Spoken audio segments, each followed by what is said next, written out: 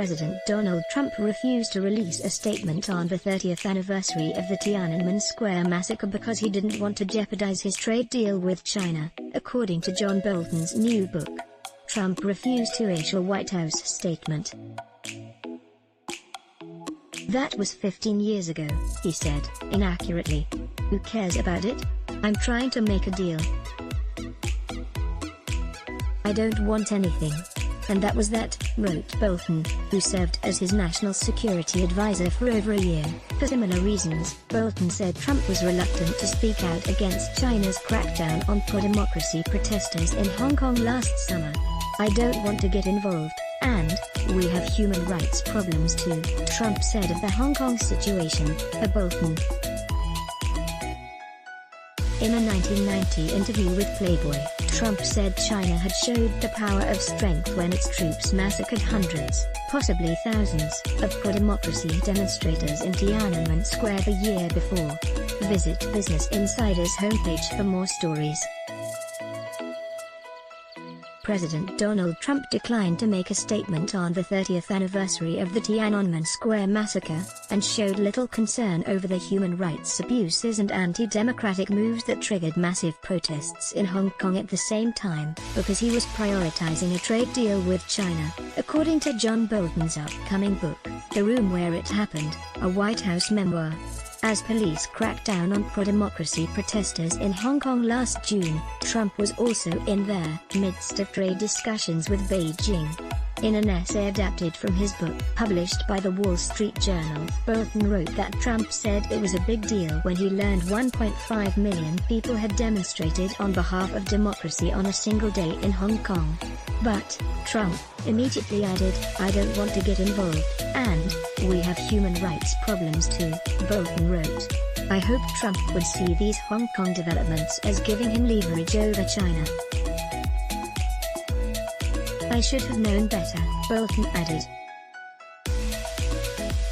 That same month, on the 30th anniversary of China's massacre of pro-democracy demonstrators in Tiananmen Square, Trump refused to issue a White House statement. "That was 15 years ago," he said, inaccurately. "Who cares about it? I'm trying to make a deal. I don't want anything." And that was that. Trump, who recently condoned violent crackdowns by law enforcement on protesters demonstrating against police brutality in the U.S., once praised China's deadly military assault in Tiananmen Square in 1989. In a 1990 interview with Playboy, Trump said China had showed the power of strength when its troops massacred hundreds, possibly thousands, of pro-democracy demonstrators in Tiananmen Square the year before. When the students poured into Tiananmen Square, the Chinese government almost blew it. "Then they were vicious, they were horrible, but they put it down with strength," Trump said at the time. Trump went on to say, "That shows you the power of strength. Our country is right now perceived as weak, as being spit on by the rest of the world." In this June 5, 1989 file photo, a Chinese man stands alone to block a line of tanks heading east on Beijing's Chang'an Boulevard. From Tiananmen Square in Beijing. AP Bolton also wrote that Trump asked Chinese President Xi Jinping to buy agricultural products from the U.S. to help Trump win states with large farming industries in the 2020 election.